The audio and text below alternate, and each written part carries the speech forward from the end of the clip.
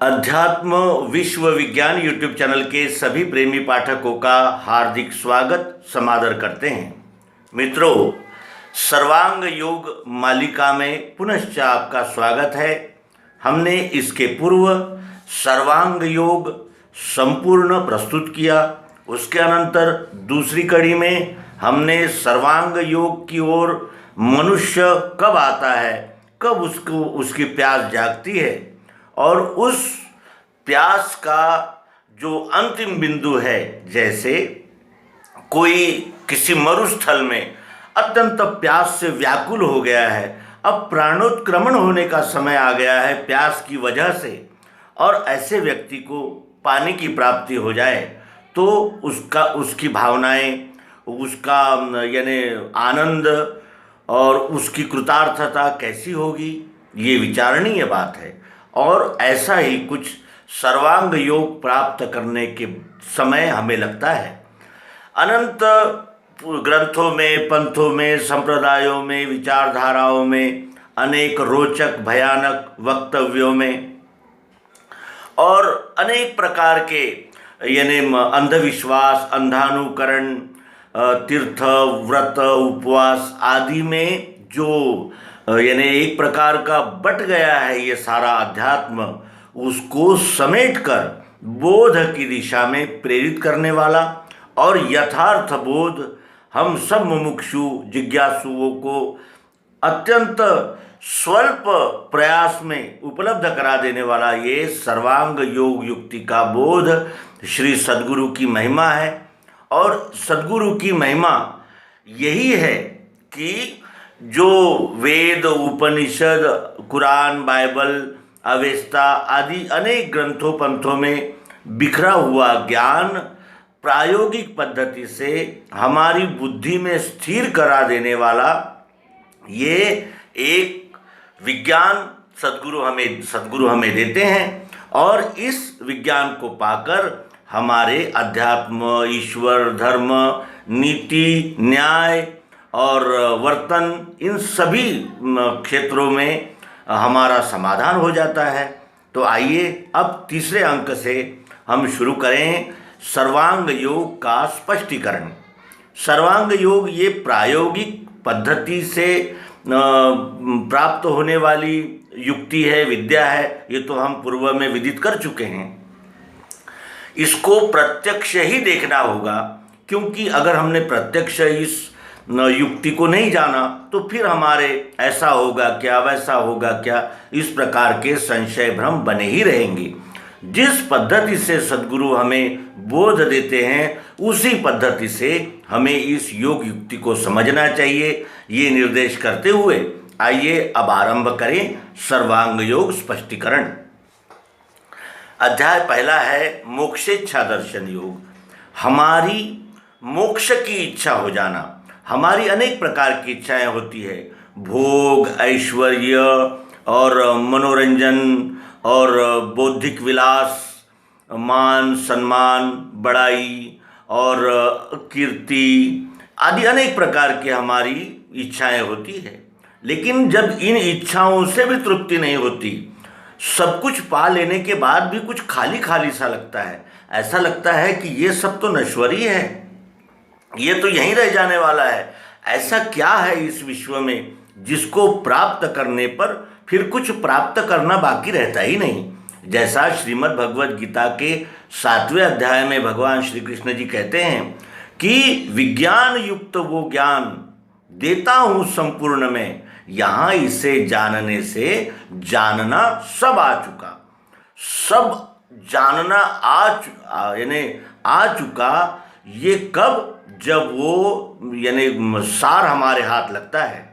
उसी तरह जब मनुष्य के जीवन में सब कुछ हो जाता है लेकिन फिर भी उसको स्थायी शांति और स्थायी समाधान का आनंद नहीं मिलता, तब वो इस दिशा में मुड़ता है।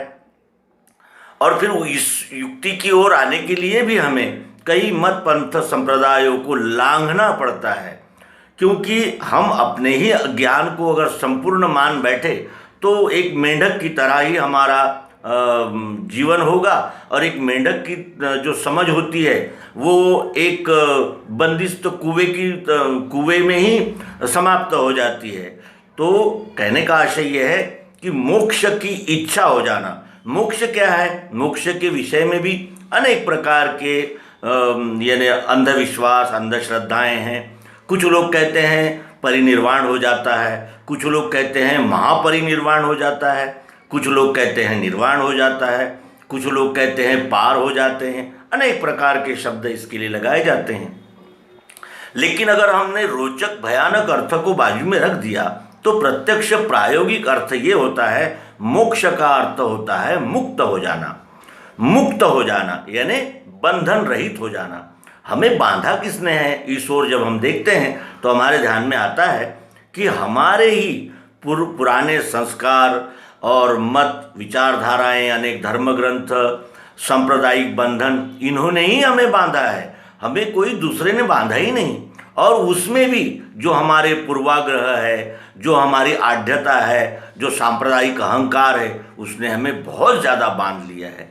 हमें अंधविश्वास, अंधश्रद्धाओं ने बांध लिया है। हमें यानी शब्द जाल ने बांध लिया है। इन सभी जालों को काट कर मुक्त होना यही मोक्ष है। और उस मोक्ष की इच्छा जब मनुष्य में जागती है तभी वो संपूर्ण की दिशा में प्रयास करता है। और ऐसे ही प्रयास करते करते अनंत जन्म बीत जाते हैं। जैसे भगवान श्री कृष्ण जी कहते हैं कि बहुना जन्मनामन्ते ज्ञानवान माम प्रपद्यते वासुदेवः सर्वमिति स महात्मा सुदुर्लभः। उसी प्रकार बहुत जन्म के बाद ये ज्ञानी अपने ध्यास से और अपने पुण्य कर्मों के ने, जिसे कहते हैं कि अपने आप को, अपने मन, बुद्धि, चित्त और अहंकार को निर्मल करते करते इस स्टेज पर आता है। और तब उसे इस वासुदेव जो सर्वमिति है, जो सर्व में है, उस वासुदेव का यानी जानने की इच्छा जागती है। वही मोक्ष इच्छा कहलाती है। तो ये मोक्ष इच्छा दर्शन योग क्या है? श्री गुरु के पदों को है मेरा दंडोत प्रेम से, यही प्रेम रहे स्थायी, कृपा दृष्टि वही मिले। आचार करके ऐसा सनातन मुमुक्षु ने, क्रिया प्रश्न गुरु बोले सिद्धांत सब वो सुनो। मैंने श्रुति स्मृति शास्त्र पुराण आदि है पढ़े, यथा विधान कर्मों को उनके करके लखा। तो भी चंचलता मेरे मन की मिटती नहीं, समाधान नहीं स्थायी वो कैसे मुझको मिले। कहे तत्श्रुति वो क्या है त्वम रहता कहाँ। असी कहा जिसे वो क्या ध्यान में बैठता नहीं। देखना उसको कैसे जो देखे वह कौन है। जानना चाहता हूँ ये यथार्थ मुझको कहें। श्री गुरु के पदों को है मेरा दंडोत प्रेम से। हम जब से जन्म लिए तब से अनेक लोगों को हम दंडवत करते हैं और माता पिता गुरुजन आदि सभी को हम प्रणाम करते हैं। लेकिन उसमें एक प्रकार का स्वार्थ, एक प्रकार की परस्पर यानी एक जिसे कहते हैं बाउंडिंग नज़र आती है। लेकिन श्री गुरु के साथ हमारी कोई बाउंडिंग नहीं है। वो जो युक्ति देते हैं वो दया युक्त, वो हम पर दया करके युक्ति देते हैं। वो कोई ऐसे मैंने उनको कोई बाध्यता नहीं है कि वो हमें दे दे, और हमारी भी कोई ज़बरदस्ती नहीं हो सकती कि वो युक्ति हमें देना ही चाहिए, ऐसा तो कुछ है नहीं। लेकिन जब वो भी देने के लिए ही जन्म धारण करते हैं और हमें भी अगर लेना है तो विनय विद्या विनये न शोभते, विनय के बगैर हमें कुछ नहीं मिलता। हमारा ये जीवन का अनुभव है, हमें झुकना पड़ता है, कुछ न कुछ समर्पण करना पड़ता है।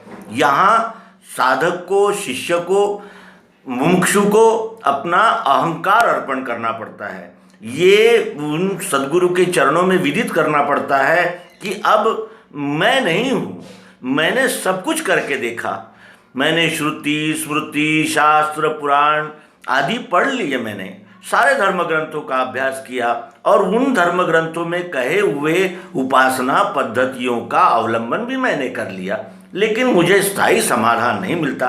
स्थायी समाधान क्यों नहीं मिलता? क्योंकि मुझे केवल शब्द ही मिलते हैं, और जैसे शब्द में पानी पानी कहने से किसी की प्यास नहीं बुझती, उसी तरह मेरा हो गया है, मुझे समाधान नहीं मिलता। वो समाधान के लिए वो सदगुरु के पास जाता है और कहता है कि श्री गुरु के पदों को है मेरा दंडोत प्रेम से। ये प्रेम कैसा है? ये निर्मल प्रेम है, ये निस्वार्थ प्रेम है, ये अहंकार समर्पित करके किया गया प्रेम है, और यही प्रेम रहे स्थायी। ये प्रेम ऐसा नहीं है कि स्वार्थ पूरा हुआ तो प्रेम हुआ, स्वार्थ पूरा नहीं हुआ तो प्रेम निकल गया, इस प्रकार का ये डुलमुल प्रेम नहीं है। यही प्रेम रहे स्थायी, ये स्थायी प्रेम है, क्योंकि सद्गुरु ही एक ऐसा व्यक्तित्व होता है जिससे हमारा स्थायी प्रेम होता है, क्योंकि वो स्थायी कल्याण की विद्या देते हैं। और कृपा दृष्टि वही मिले, वही है अपना रूप, वही है अपना रूप। कौन सा रूप है? उस रूप को जानने की वो जो कृपा दृष्टि है, जो परम है, अंतिम है, वो कृपा दृष्टि मुझे चाहिए गुरुदेव। ये वो उनके सद्गुरु के चरणों में विदित कर रहा है। अब यहाँ सद्गुरु के पदों को, तो सद्गुरु के पद तो दो ही है, क्षर और अक्षर। इन दोनों पदों का लय पुरुषोत्तम में हो जाता है। ये भी इसका वास्तविक और अध्यात्म विज्ञान युक्त अर्थ है, लेकिन यहाँ आरंभ में उसके पदों का अर्थ यही है कि मनुष्य अपने सभी पंथाई, सांप्रदायिक आदि सभी प्रकार के अहंकारों को सद्गुरु के चरणों में सौंप दे। फिर ऐसा आचार करके ऐसा सनातन मुमुक्षु ने, ऐसा ये आचार सनातन है, जिसको भी कुछ पाना है उसको भी समर्पण करना ही होता है। ये सनातन आचार चला आ रहा है। ये याज्ञवल्क और वशिष्ठ, वाल्मीकि, इनसे भी पुराना। श्री राम ने वशिष्ठ के चरणों में अपना अहंकार समर्पित किया, श्री कृष्ण जी ने सांदीपनि के चरणों में अपना अहंकार समर्पित किया। इस प्रकार ये सनातन परंपरा चली आ रही है। तो आचार करके ऐसा सनातन मुमुक्षु ने, जिसकी मोक्ष की इच्छा हो गई है, जो मोक्ष के बगैर कुछ जानना ही नहीं चाहता है, कुछ मोक्ष के बगैर उसके आगे कोई विषय ही नहीं बचा, वो साधक कहता है कि आचार करके ऐसा सनातन मुमुक्षु ने किया प्रश्न, प्रश्न किया। गुरु बोले सिद्धांत सब वो सुनो, मैं तुम्हें सिद्धांत बताऊंगा, मैं व्याख्याएं नहीं करूंगा, मैं केवल तुम्हें सार सिद्धांत बताऊंगा। और सार सिद्धांत एक बार ध्यान में आने के बाद फिर तो अनंत शास्त्र निर्माण हो सकते हैं, इतना इसका विस्तार है, क्योंकि ये विश्वव्यापी सिद्धांत है। विश्वरूप परमात्मा का प्रत्यक्ष यथार्थ दर्शन होने वाला ये विस्तृत ऐसा विभाग है। मैंने श्रुति स्मृति शास्त्र पुराण आदि है पढ़े। शिष्य कहता है कि गुरुदेव आप मुझे शब्द बताएंगे, मुझे शब्द नहीं चाहिए, क्योंकि मैंने श्रुति स्मृति शास्त्र पुराण आदि सब कुछ पढ़ लिए हैं। श्रुतियाँ क्या है? वेद ये श्रुतियाँ हैं। स्मृतियाँ क्या है? अंगिरा स्मृति, मनुस्मृति, ये स्मृतियाँ है। शास्त्र क्या है? 6 दर्शन शास्त्र है, अनेक प्रकार के शास्त्र है, और ये सब मैंने पढ़ लिए हैं। और यथा विधान उन कर्मों को उनके करके लखा, उनमें कहा हुआ कर्म कांड मैंने यथा विधान करके लखा, करके देखा है मैंने। मैं केवल शब्दों में ही नहीं उलझा रहा, उसमें सत्य जानने की जो प्रक्रिया है उनको मैं कर चुका हूँ। और यथा विधान कर्मों को उनके करके लखा, तो भी चंचलता मेरे मन की मिटती नहीं, तो भी चंचलता मेरे मन की मिटती नहीं। कभी लगता है ये सच है, कभी लगता है वो सच है, कभी लगता है इनकी बात पे विश्वास करूं, कभी उनकी बात पे विश्वास करूं। इस प्रकार की अनंत प्रकार की मेरे मन में चल बिचल चलती रहती है, और इसलिए मेरे मन को शांति नहीं है और मेरे मन की चंचलता समाप्त नहीं हो रही है। और समाधान नहीं स्थायी। मुझे समाधान तो होता है, भोग में, ऐश्वर्य में, मान सम्मान बड़ाई में, सब में समाधान होता है, लेकिन वो तात्कालिक होता है, स्थायी नहीं होता। मुझे स्थायी समाधान की आवश्यकता है, और यही समाधान स्थायी समाधान नहीं है, वो मुझे कैसे मिलेगा। अब वो श्रुति स्मृति शास्त्रों का जानकार रहने से मुमुक्षु ने श्रुतियाँ स्मृतियाँ पुराण शास्त्र इनका अध्ययन किया है, इसलिए वो वेदों के महावाक्य का उल्लेख करता है। वेदों में 4 महावाक्य कहे गए हैं। महावाक्य उसे कहा जाता है जो सारभूत होते हैं और अनंत यानी विस्तार में फैला हुआ वेद उपनिषद अनेक धर्म ग्रंथ जैसे दूध का सार घी होता है। घी प्राप्त हुआ, इसका अर्थ यह है कि जो बहुत सारा दूध था वो सार रूप में घी में आ गया। उसी तरह ये शिष्य जो है मुमुक्षु ये कहता है कि जो वेदों के 4 वाक्य है, कौन से 4 वाक्य है? अहम ब्रह्मास्मि, अयम आत्मा ब्रह्म, तत्वम असि और सर्वम खलविदम ब्रह्म, ये वेदों के सारभूत सिद्धांत 4 है। और ये अगर ध्यानपूर्वक देखा जाए तो ये 4 जो महावाक्य है ये स्टेप्स है, सोपान है, हमारी समझदारी का विकास है। अहम ब्रह्मास्मि, मैं ही ब्रह्म हूँ। अयम आत्मा ब्रह्म, मेरा आत्मा ब्रह्म है। तत्वम असि, वो तू ही है। और सर्वम खलविदम ब्रह्म, यानी ये सब ब्रह्म ही है। ये 4 प्रकार के महावाक्य है। उसके एक महावाक्य तत्वम असि का आधार लेकर वो शिष्य अपना प्रश्न श्री सद्गुरु के समक्ष रखते हैं। कहता है वो कि कहे तत्श्रुति वो क्या है त्वम, रहता कहाँ, असि कहा जिसे वो क्या, ध्यान में बैठता नहीं। तत्वम असि ये महावाक्य है। ये क्या है, ये कहाँ रहते हैं, और ये असि तत्व किसे कहते हैं, त्वम किसे कहते हैं, ये कहाँ रहता है, असि कहा वो क्या है, ये मेरे ध्यान में नहीं बैठता। ध्यान में बैठने के लिए जैसे हम जब भी किसी वस्तु को देख लेते हैं तब वो हमारे ध्यान में बैठ जाती है। जब तक बातें शब्दों में रहती है, जैसे हमने स्विट्ज़रलैंड नहीं देखा है, स्विट्ज़रलैंड के बारे में हम हजारों पुस्तकें पढ़ लें तो भी वो स्विट्ज़रलैंड कैसा है इसका केवल अनुमान ही रहेगा। प्रत्यक्षतः उसके विषय में हम निश्चित कुछ भी नहीं कह सकेंगे। उसी तरह वो कहता है कि मैंने सब कुछ पढ़ लिया, अनेक धर्मशास्त्र पढ़ लिए, और ये तत्वम असि का मुझे बोध नहीं होता, मेरे ध्यान में नहीं बैठता। देखना उसको कैसे, वो तत्वम असि का प्रत्यक्ष बोध कैसे होता है, देखना उसको कैसे, जो देखे वह कौन है, ये कौन देख पाता है। और जानना चाहता हूँ ये यथार्थ मुझको कहे, ये मैं जानना चाहता हूँ। देखना चाहता हूँ, जानना चाहता हूँ। जानना और सुनना, पढ़ना, समझ, ये आदि केवल यानी बाह्य रूप से होता है। जानना यानी बोध हो जाना, जानना यानी संशय रहित उसका यानी सार ग्रहण हो जाना, उसे कहते हैं जानना। तो ये सद्गुरु के पास शिष्य जो गया है उसने शुरुआत में ही कहा था कि समाधान नहीं स्थायी, और उस समाधान के लिए सिद्धांत का ध्यान में बैठना आवश्यक है। इसीलिए वो कहता है कि ये मैं जानना चाहता हूँ, तत्वम असि, इस महावाक्य का बोध मैं लेना चाहता हूँ, इसको मैं जानना चाहता हूँ, और यथार्थ मुझको कहे। यथा अर्थ, जैसा है वैसा, जो है सो, उसमें कोई भी लाग लपेट, रोचक, भयानक आदि मैं कुछ नहीं चाहता। मैं यथार्थ चाहता हूँ, यथार्थ ही आप मुझे बताइए। यथार्थ का अर्थ होता है जैसा है वैसा, प्रत्यक्ष, प्रायोगिक और सत्य।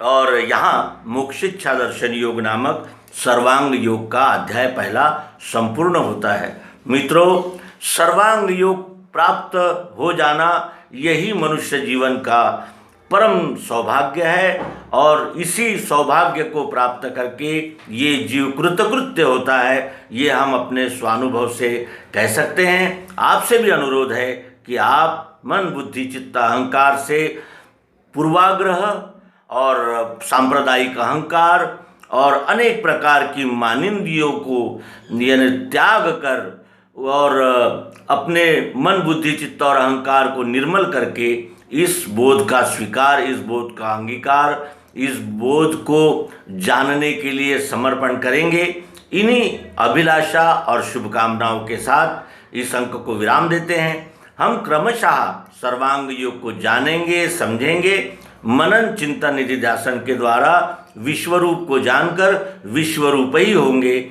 इन शुभकामनाओं को स्वतः सहित सबको देते हुए ये अंक समाप्त करते हैं। नर्मदे हर, सद्गुरु भगवान की जय।